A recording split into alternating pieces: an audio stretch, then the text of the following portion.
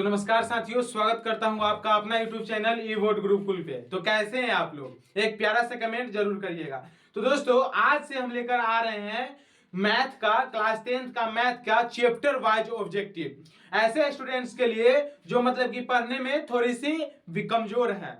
तो बने रहे वीडियो के लास्ट तक, और अगर वीडियो पसंद आए तो वीडियो को लाइक कर और चैनल को सब्सक्राइब अवश्य कर लीजिएगा ताकि ऐसे वीडियो सबसे पहले आपके पास पहुंचे। तो आइए देखते हैं क्वेश्चन नंबर 1 से। तो एक में क्वेश्चन क्या है कि दो धन पूर्णांक a तथा b के लिए यदि a is equal to B Q plus R हो तो यहाँ पे a क्या है? भाज्य है। और भाज्य वाला फॉर्मूला क्या होता है? भाज्य वाला भाजक इंटू भागफल प्लस शेषफल। तो यहाँ पे शेषफल क्या है? आर। आर जो है क्या? 0 से बराबर या उससे बड़ा होगा, और b मतलब कि भाजक से छोटा। तो फर्स्ट ऑप्शन ही इसका क्या है? सही है। तो चलते हैं अब दूसरे क्वेश्चंस पे। दूसरे क्वेश्चंस क्या है हमारा? 45 तथा 60 का मसक। मसक कहने का मतलब हुआ महत्तम समावर्तक। तो आइए हम 45 और 60 का मसक फाइंड करते हैं।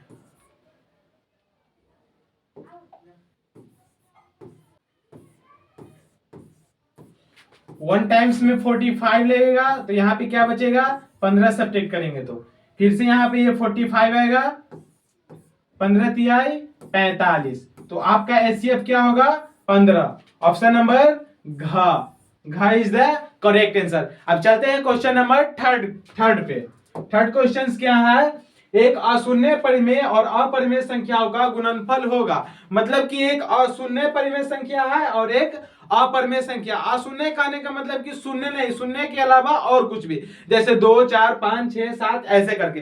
तो हम अगर सपोज 5 पकड़ते हैं और कोई भी अपरिमेय संख्या जैसे कि √2, तो क्या आएगा? हमेशा क्या आएगा? हमेशा अपरिमेय संख्या आएगा। क्या आएगा? हमेशा अपरिमेय संख्या।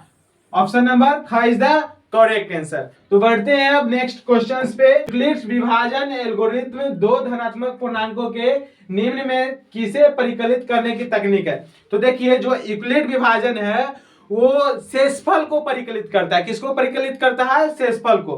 तो यहाँ ऑप्शन में शेषफल है, ऑप्शन नंबर घ में। घ इज द करेक्ट आंसर। घ इज द करेक्ट आंसर। अब देखते हैं अगले क्वेश्चंस को। अगले क्वेश्चन हमारा क्या है?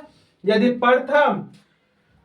प्रथम 13,986 अभाज्य संख्याओं का योग्य n है तो n हमेशा भाज्य होगा। मतलब कि n किससे भाग होगा? तो हम भाग करके देखते हैं। यहाँ पे 4 से अगर ये डिवाइड करेंगे तो 4 तिहाई 12, फिर 19 बचेगा, तो ये 4 से भी नहीं होगा। 6 से करके देखते हैं। 6 दूना 12, 1 बढ़ जाएगा, फिर 9 आएगा, 6 3 18, 1 आया, फिर से 8 आएगा, 6 3 18, फिर से 6 आएगा, 1 टाइम 6 लगेगा। तो देखिए 6 से क्या होता है? भाज्य हो रहा है। तो हमारा ऑप्शन क्या होगा? करेक्ट ऑप्शन घ, 6 सही है। देखते हैं अब अगले क्वेश्चन क्या है। अगले क्वेश्चन है सबसे छोटी अभाज्य और सबसे छोटी भाज्य संख्या का गुणनफल क्या है? हम सबसे पहले जानेंगे कि अभाज्य और भाज्य संख्या क्या होता है। अभाज्य संख्या वो होता है जो एक और अपने आप से डिवाइड हो। कहने का मतलब हुआ जो खुद से वो विभाजित होगा और एक से होगा। तो सबसे छोटी अभाज्य संख्या हमारा होता है 2, और सबसे छोटी भाज्य संख्या, भाज्य संख्या कहने का मतलब हुआ कि वो एक से भी होगा, 2 से भी, मतलब कि 2 गुणनखंड से उसका ज्यादा गुणनखंड होगा। तो छोटी भाज्य संख्या क्या होगा? छोटी भाज्य संख्या होता है 4, और दोनों का गुणनफल क्या होगा? 4 दूना 8। ऑप्शन नंबर ग इज द करेक्ट आंसर। अब बढ़ते हैं अगले क्वेश्चंस की ओर। अगला क्वेश्चन क्या है हमारा? निम्न में से कौन सी अभाज्य संख्या, हम जस्ट अभी बैक क्वेश्चन में बताए थे कि अभाज्य संख्या कौन होता है? जो स्वयं और एक से विभाजित होता है उसको अभाज्य संख्या कहते हैं। यहाँ पे देखिए 29 जो एक से कटेगा, बाकी बात किसी भी संख्या से नहीं कट रहा है। ये एक से और 29 खुद से कट रहा है। 25 ये एक से भी कट रहा है, 5 से भी, 25 से भी, तो ये भी नहीं होगा। 16 जो कि एक से भी, 2 से भी, 4 से भी, मतलब कि बहुत से कट रहा है, ये भी नहीं होगा। 15 1 से, 3 से, 5 से, 15 से, ये भी नहीं होगा। तो आपका करेक्ट आंसर क्या है? क इज द करेक्ट आंसर। बढ़ते हैं अगले क्वेश्चंस की ओर। अगला क्वेश्चन हमारा क्या है? यदि P तथा Q दो अभाज्य संख्याएं हैं तो उनका मशक क्या। अब यहाँ पे क्या है, दो P और Q दो अभाज्य संख्या, उसका क्या चीज फाइंड करना है, HCF बोले तो मशक। तो दो अभाज्य संख्या कोई ले लीजिए, कोई कोई कोई। तो अभाज्य संख्या में अभी क्या बताए थे, एक 2 और एक क्या हो सकता है, एक 5। 2 और 5 ये देख लीजिए, ये दोनों है ना जो एक से कटेगा और स्वयं से कटेगा, बाकी बात कोई संख्या से नहीं कटेगा। तो ये दोनों का HCF क्या होगा, फाइंड करके देख लीजिए। 2 2 जा 4, 5 में से 4 गया 1 आएगा, अगेन 2 यहां पे आएगा, 1 2 जा 2। तो आपका HCF क्या आ गया, 1। क्या है आपका आंसर, 1। घ इज द करेक्ट आंसर। अब बढ़ते हैं अगले क्वेश्चंस में। अगले क्वेश्चंस क्या है हमारा, अगले क्वेश्चन है यहाँ पे, निम्नलिखित में से कौन अभाज्य संख्या, निम्नलिखित में से कौन अभाज्य संख्या। जस्ट पिछले पिछले क्वेश्चंस में भी सेम ही क्वेश्चन था। तो यहाँ पे ऑप्शन नंबर क में क्या है, 15, जो कि 1 से भी कटेगा, 3 से भी कटेगा, 5 से भी कटेगा, इसीलिए ये नहीं होगा। उसके बाद है 23, 1 से कटेगा और ये खुद से कटेगा। ये 12 है जो कि 1 से भी कटेगा, 2 से भी, 3 से भी, 4 से भी, इसीलिए ये भी नहीं होगा। 75, 1 3 5 और से कटेगा। तो आपका ऑप्शन नंबर ख इज द करेक्ट आंसर। तो बढ़ते हैं अब अगले क्वेश्चंस की ओर। हमारा अगले क्वेश्चंस क्या है, तो हमारे बीच अगले क्वेश्चन है, यदि 65 तथा 117 का मशक 65m - 117 के रूप में है तो m का मान क्या होगा। यहाँ पे आपका क्या दिए हुए, 2 डिजिट दिए हुए हैं और दोनों का HCF फाइंड करना है। बट HCF जो दिए हुए हैं वो वेरिएबल में दिए हुए, 65m - 117 वेरिएबल में देते। हम सबसे पहले HCF फाइंड करते, किसका, 65 और 117 का, 65 और 117 का। 1 टाइम में 65 लगेगा, 7 में से 5 गया 2 और 11 में से 6 गया 5। ओके, उसके बाद अब नहीं लगेगा, फिर से ये 65 यहां पे आएगी, 1 टाइम 52, 5 में से 2 गया 3, 6 में से 5 गया 1, 13 आया, फिर से यहां पे 52 ये आएगी, 13 4 जा 52। तो आपका HCF क्या आ गया, 13। और HCF पहले से क्या दिए हुए है, 65m - 117। HCF हमारा क्या आया है, 13।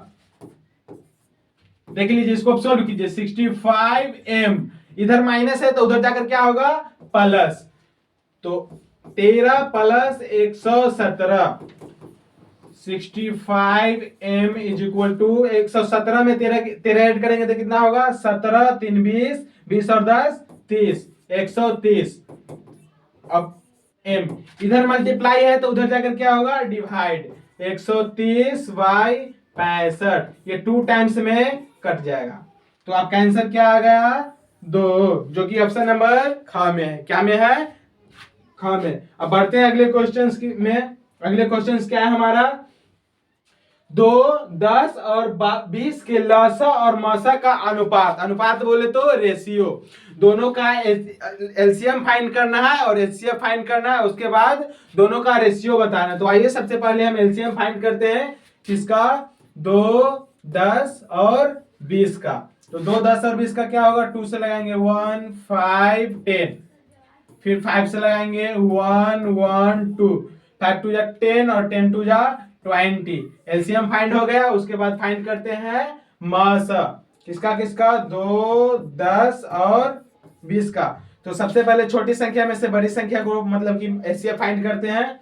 तो 20 में 2 से एचसीएफ फाइंड करेंगे तो 2 1 जा 2, 0 आएगा, 0 टाइम्स 0 लगेगा, तो क्या आया 2। और फिर 10 बचा हुआ है तो 10 में ही 2 से ही करेंगे तो 2 5 जा 10, ये गया। आपका एचसीएफ क्या आया, 2। क्वेश्चन क्या है, लसा और मसा का अनुपात। तो लसा कितना आया हमारा 20 और मसा कितना आया है 2। तो दोनों का अनुपात ये होता है, तो 20 अनुपात 2। देखिए दोनों कट रहा है, ये 10 टाइम्स और ये 1 टाइम्स, मतलब फाइनल रेशियो क्या आया 10:1। 10:1 किस में है, ऑप्शन नंबर ख में। ख इज द करेक्ट ऑप्शन। बढ़ते हैं अगले क्वेश्चन। अगले क्वेश्चन क्या है हमारा, कि सबसे छोटी भाज्य संख्या और सबसे छोटी अभाज्य संख्या का मौसा कितना होगा। तो देखिए सबसे छोटी भाज्य संख्या क्या होता है हमारा 4 और सबसे छोटी अभाज्य संख्या क्या होता है 2। तो 2 और 4 का क्या पूछ रहा है मौसा। तो 2 और 4 का मौसा क्या होगा 2 2 जा 4 2 होगा क्या होगा 2। ऑप्शन नंबर ख इज द करेक्ट आंसर। अब बढ़ते हैं अगले क्वेश्चंस में। अगले क्वेश्चंस क्या है हमारे। अगले क्वेश्चंस है यदि a और b अभाज्य संख्याएं हैं तो a और b का लसर। a और b क्या है अभाज्य संख्या। यदि a और b अभाज्य संख्या है तो a और b का लसर क्या होगा। a और b क्या है हमारे पास दो अभाज्य संख्या है और अभाज्य संख्या कौन होता है जो एक से और स्वयं से कटे। और यहाँ जाहिर सी बात है जो एक और स्वयं से करता है वो किसी से नहीं करता है। तो इसका एलसीएम फाइंड करने के लिए क्या करेंगे हम दोनों को आपस में मल्टीप्लाई करते हैं या फिर वो कोई भी दो अभाज्य संख्या। ओके तो हमारा क्या दिए हुए a और b को आपस में मल्टीप्लाई करेंगे तो a इंटू बी आएगा जो कि ऑप्शन नंबर ग में दिया हुआ है। ग इज द करेक्ट आंसर। बढ़ते हैं अब अगले क्वेश्चंस में। अगले क्वेश्चंस क्या है हमारे।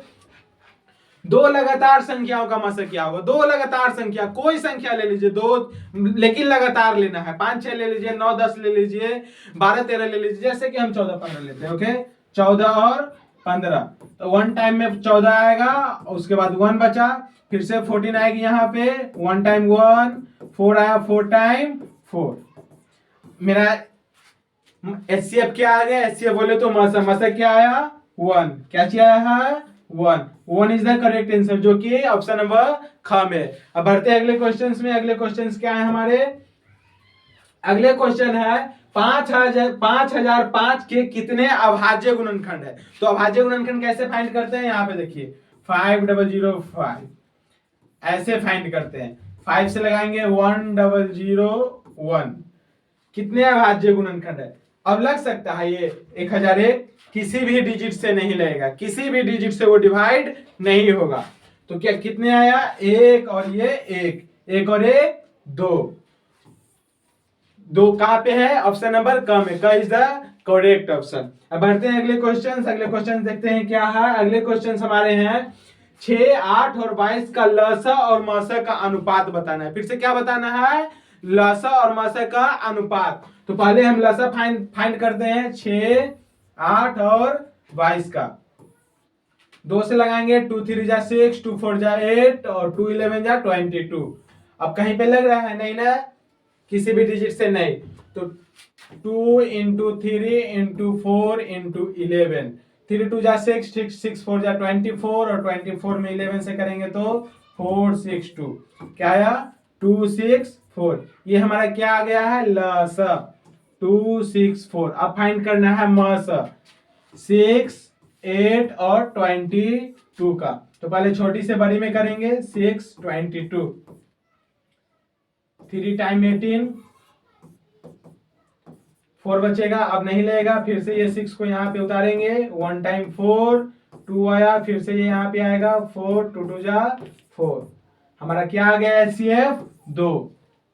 तो दोनों का रेशियो निकालना है तो रेशियो मतलब अनुपात 264 इज टू 2। यहाँ पे ये 1 टाइम्स में कटेगा और ये 1 3 2 मतलब फाइनल आंसर आया 132 अनुपात 1। 132 अनुपात 1 किस में है ऑप्शन नंबर क में क इज द करेक्ट ऑप्शन। बढ़ते हैं अगले क्वेश्चन। अगले क्वेश्चन देखते हैं हम कि अगले क्वेश्चन हमारा क्या है। अगले क्वेश्चन है दो परिमेय संख्याओं के बीच अधिकतम कितनी परिमेय संख्या हो सकती है। जैसे दो परिमेय संख्या लेना है जैसे एक 4 ले लिए और एक 5 ले लिए तो ये दोनों के बीच में बताना है कितने परिमेय संख्या हो सकती है। दो जैसे कि हम 5 ले लिए और 6 ले लिए ये दोनों के बीच में परिमेय संख्या बताना। तो परिमेय संख्या कोई अंत नहीं है कि दो डिजिट के बीच में क्या जैसे कि हम बता दिए कि 4.1 होगा 4.2 होगा 4.3 होगा। कोई 50 साल तक रटते रह गया 4.000000001 फिर कोई 60 साल तक रटते रह जाएगा। तो कोई अंत नहीं है परिमेय संख्या का दो डिजिट के बीच में क्या कोई अंत नहीं है मतलब बोले तो अनंत। ऑप्शन नंबर घ इज द करेक्ट। अब बढ़ते हैं अगले क्वेश्चन और देखते हैं अगले क्वेश्चन हमारे क्या है। अगले क्वेश्चन हैं, यदि दो संख्याओं का गुणनफल 2166 है एवं उनका मसा 19 है तो उनका लसा होगा। देखिए ये क्वेश्चन देखने से पहले हम जानेंगे इसका फॉर्मूला। ये क्वेश्चंस फॉर्मूला बेस्ड है, तो इसका फॉर्मूला क्या होता है, दो संख्याओं का गुणनफल इज इक्वल टू लसा इंटू मासा। दो संख्याओं का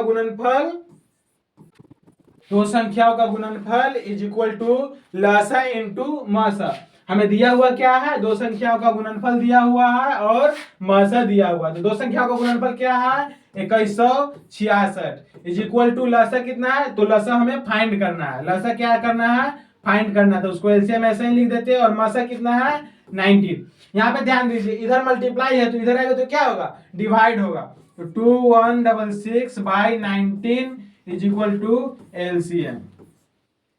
अब देख लीजिए, वन टाइम में 19 लगेगा, डिवाइड कर लीजिए यहाँ पे 2166 में 19 से, वन टाइम 19, दो बचेगा, फिर 6 आया, फिर से वन टाइम 19, 7 बचा, 6 आया, 19 चौक 76, अब कट गया। फाइनल आंसर क्या आया, 114। ऑप्शन नंबर कहां पे है, ग में। ग is the correct option. But देखते हैं अगले क्वेश्चन। अगले क्वेश्चंस क्या है हमारे, तो अगले क्वेश्चन है हमारे 144 के अभाज्य गुणनखंड में दो का घातांक क्या है। दो का घातांक बताना है। घातांक बोले तो पावर, क्या चीज बताना है, पावर। 144, पहले इसका अभाज्य गुणनखंड कीजिए, 2 से 7, 2, फिर 2 से लगाएंगे तो 36, 2 से लगाएंगे फिर से तो 18, फिर से 2 से लगाएंगे तो 9, अब 3 से लगाएंगे तो 3। ओके, देख लीजिए, 2 1 2 3 4, 2 के पावर 4। तो हमें तो क्या चीज का घातांक बताना है, 2 का ही घातांक बताना है। तो 2 का घातांक कितना है, 4। ऑप्शन नंबर कहां पे है, ग। ग इज द करेक्ट ऑप्शन। बढ़ते हैं अगले क्वेश्चन, देखते हैं अगले क्वेश्चन हमारे क्या है। अगले क्वेश्चन है, दो संख्याओं का गुणनफल 8670, बोले तो 8670 है, और उसका मसा 17 है, तो उसका लसा होगा। अभी जस्ट पिछले क्वेश्चंस में हम बताए थे, ये फार्मूला बेस्ड क्वेश्चंस है, और आप लोगों का ये होमवर्क रहा। क्या चीज रहा, होमवर्क। ये आप लोग बनाकर और इसका आंसर कमेंट जरूर कीजिएगा। और इसका जो भी रियल नंबर का ये ऑब्जेक्टिव था, इसका ऑब्जेक्टिव ये पार्ट 1 है, पार्ट 2 और पार्ट 3 बेस्ड ये चलेगा। 3 सेक्शन इसका और चलेगा। पार्ट ए ये हो गया, इस कल भी लेकर आते हैं ऑब्जेक्टिव।